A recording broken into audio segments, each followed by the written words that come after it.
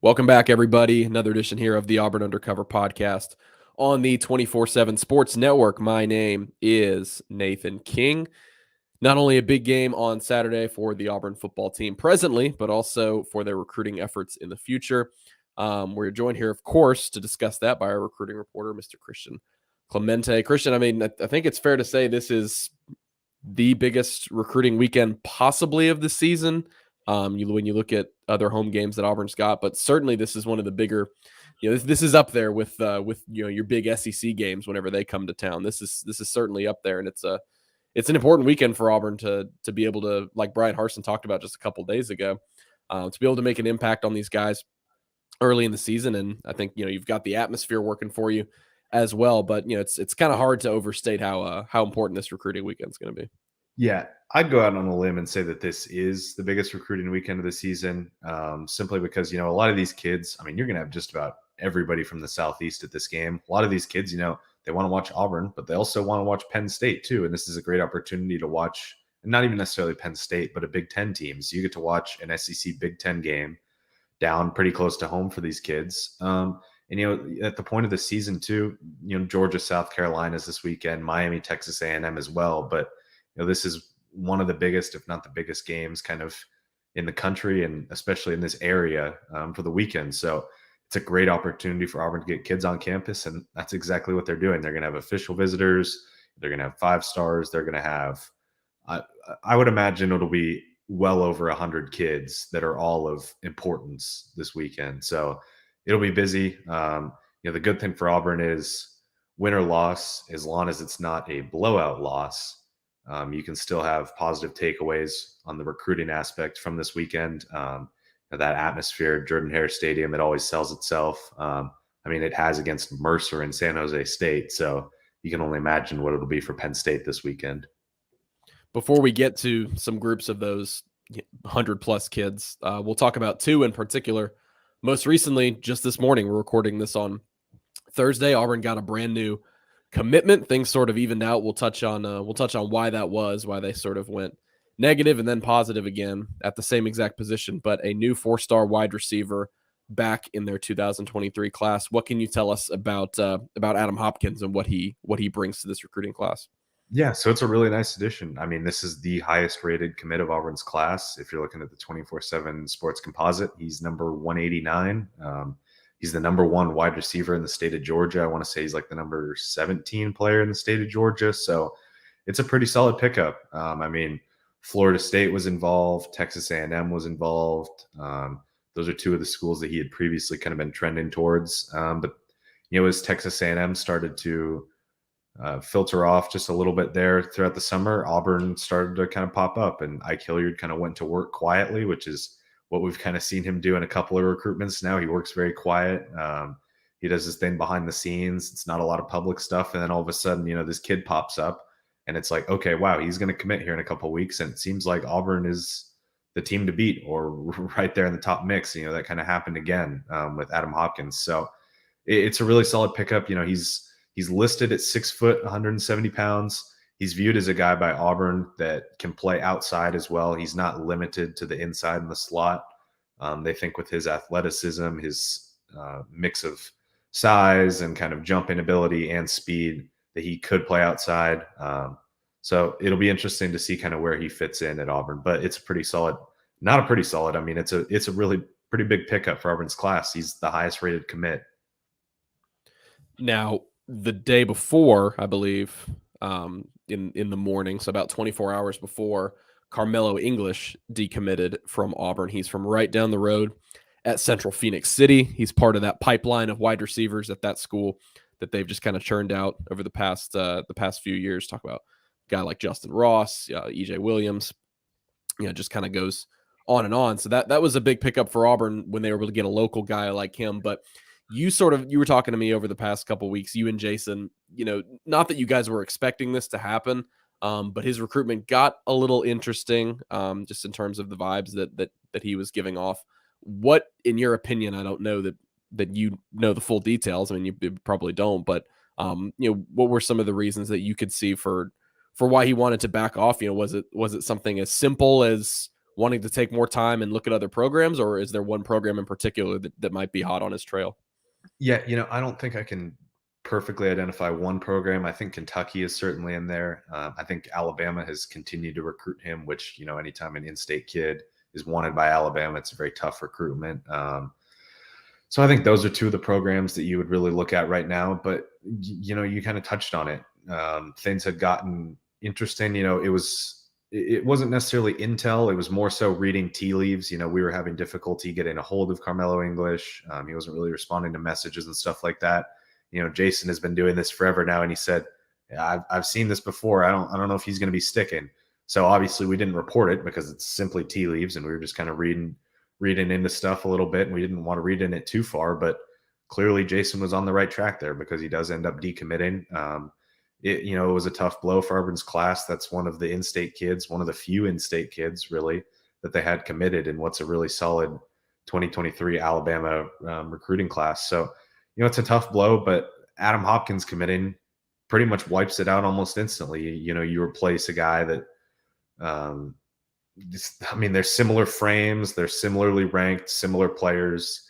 You pretty much swap them in and out. And to my knowledge, Auburn does want to still bring in a third wide receiver in the class. So now you do kind of have to continue looking for a third guy. But overall, Adam Hopkins it really softens the blow of Carmelo English decommitted. So let's get into this weekend. Who are some of the biggest names on tap for Auburn? And I guess when you look at this list as a whole, what are the biggest, obviously you've got some guys that maybe are closer to Auburn than others. Who are some of maybe the long shot names that are just big recruits? Like you said, there's a lot of 5 stars that Auburn just wants to get on campus. And then maybe who are a few guys who might be close to a decision, whether that's for Auburn or for somebody else that's maybe a little bit higher up on Auburn's board at the moment. Yeah, so some of the long shots, they're getting some 2024 5 stars in, like KJ Bolden, Edric Houston. So those are long shots. I don't really know where – it doesn't seem like Auburn stands towards necessarily the top of their recruitment, but, those are guys that are from the Georgia area, so they're just going to drive down, check out the game. We'll see. Maybe after this weekend, Auburn puts themselves in a better spot. But the 2 headliners, it's kind of crazy because they're 5 stars and people have almost gotten used to seeing them at Auburn because they've been here so much now. But anytime they visit, it's a big deal. So, the 2 headliners are clearly, in my mind, James Smith and Quay Russaw, the 5-star defensive lineman, James Smith, and the 5-star edge, Quay Russaw, teammates over there at Carver and Montgomery. They've been to Auburn. They've been to Auburn a ton, man. They were here for Mercer. They both took their official visit in June. They both visited several times in the spring. They've been to games beforehand. They're plenty familiar with Auburn, and Auburn is putting the full court press on them. If Auburn's able to land them, they're a package deal. If Auburn's able to land them, that's a historic land for Auburn, and especially for Brian Harson's program. That would do absolute wonders for this recruiting class. So getting them back on campus, getting them in for a big game is huge. You've got ton of other headliners. Jelani Thurman, the Ohio State commit. It seems like all of the Langston Hughes guys, the Langston 5, as we like to call them, Bo Hughley, Jelani Thurman, Aaron Nolan, Joshua Horton, and Terrence Love, the Auburn commit, who will be in on his official visit. It seems like all of those guys will be in. Still not 100% on Hughley, but it seems like he'll make it. So those are some of kind of the biggest names to look out for this weekend. But like I said, there's going to be so many kids there. When you're at the Mercer and the San Jose State game, and we spend pregame on the sidelines where the recruits are, you kind of have to look around and try and see who you want to get a picture of pregame and make sure you kind of identify those recruits that they're there. For this one, as soon as a recruit walks by, you want to stop them, talk to them, and grab a picture real quick, because pretty much every single one of these recruits is going to be a big deal for Auburn. Yeah, I'm just looking at your visitors list here, which, of course, Auburn Undercover subscribers can see in its entirety, but just a ton of targets for them that have maybe gone elsewhere. A guy like Jaden Ausberry is big. You mentioned Jelani Thurman, so that's a Notre Dame commit. That's an Ohio State commit. Darren Reed is the LSU commit. You also have DJ Chester. Who's not coming? It seems like it's almost a comprehensive list of the 1s and 1As on Auburn's board. Yeah, pretty much. the one guy I could think of that's not coming is Tony Mitchell, and he was just in for the San Jose State game, and he'll be back later this year for an official visit. That's the Alabama defensive back commit. He's going over to Texas A&M, Miami this week. Auburn and Texas A&M are two of the main schools still involved for the Alabama commit there, but pretty much everyone in the area is going to be at this game, man. I mean, it's going to be 5 stars, high 4 stars, top targets, just about everybody. And, there's a couple of kids that personally I think are going to be on commit watch as well. You've got Janoris Wilson coming in for his official visit. That's a kid who I think Auburn fans at this point are probably plenty familiar with. We've talked about him a ton. He visited, I want to say June 8th or June 9th. Got an offer then, came back for Big Cat Weekend, absolutely loved it. He was about this close to committing. He was very, very close then. And yeah, I think it's certainly a possibility he could end up pulling the trigger this weekend. That's something that we're personally prepared for. I think that's a possibility. I also wouldn't go into panic mode if it doesn't happen. And, and he says, I'll have my commitment date 3 weeks from now or something like that. I think Auburn leads the way in a big way in this recruitment. Missouri and North Carolina and Georgia Tech are also involved, but they're all trailing Auburn pretty big right now. And then another one that's kind of flying under the radar because he's only a 3-star, but he's a pretty big target for Auburn would be Tyler Scott, listed as a safety by 24/7 Sports, but he's told me Auburn's recruiting him as a cornerback. That's the Arkansas State commit. He's a low 3-star. I want to say he's like in the 1400s in the 24/7 Sports composite, but that's a kid who's picked up Mississippi State, Vanderbilt, UCF, Auburn offers all within the past couple of weeks. And he's really risen up the rankings. He's had a really good start to his senior season. He didn't go to necessarily a ton of camps and stuff like that. His name didn't get out there quite as much, so his ranking wasn't quite as high. But Arkansas State seems to have made a really good identification there and evaluation. And, unfortunately for them now, these other schools are starting to pick up on it. And he probably won't be committed there much longer. Auburn seems to be kind of the offer that's really stuck out to him so far. We haven't gone super in depth on recruiting, at least on this show, since the season started. Obviously, we've been focused on the football team getting rolling, but I guess just what is your impressions overall of their recruiting efforts since the end of that really hot recruiting period at the end of the summer? Not necessarily in terms of commitments for them, but just getting a lot of guys on campus. To now, you're getting back into the games where it's Penn State, it's LSU, moving forward in the other SEC games where you're going to have a lot more visitors on campus. I mean, I know it always goes back to they just need to win games. It's kind of like the chicken and egg situation. They need to win games in order to get good recruits. And then for Brian Harsin to succeed in the future, they need to have good recruits in order to win games. So, how much is the emphasis still on that? How much are they still battling negative recruiting in that department? And I guess just your overall takeaways of what they've done on the recruiting trail here in the early portion of the season. Yeah, no, they certainly are. I mean, that's why Auburn is 62nd in the team recruiting rankings and last in the SEC right now with only 8 commitments. But I think, the same message that we've said since the summer still rings true in the sense that if you win, you seem to be set up for a possibly really successful recruiting class. And that's because you're getting a lot of these kids to campus quite a few times. And they say really positive things about Auburn. They just want to see it on the field, and they want to know that these coaches will be here. I mean, you look at the Mercer game, you get James Smith and Quay Rusaw to show up. You get Darren Reed, the LSU commit, to show up. You look at San Jose State, you get Tony Mitchell to show up. You get Jelani Thurman to show up. The quantity isn't necessarily there for these first 2 games, which you don't expect it to be there at all. But the quality, especially at the top, has especially been there. I mean, you've had some really big surprise visitors. You did a fantastic job getting them in, which I think things that fans might not necessarily think about for these smaller games, it gives these recruits like the Tony Mitchell, like the James Smith and Quay Rusaw, it gives these kids a lot more time to spend with the coaches in pregame and postgame because, Penn State, I mean, they're going to make the rounds. They're going to try and talk with everybody, but they're going to have to talk quick. I mean, there's so many kids there and they're all priority. You have to make sure everybody gets at least a little bit of love.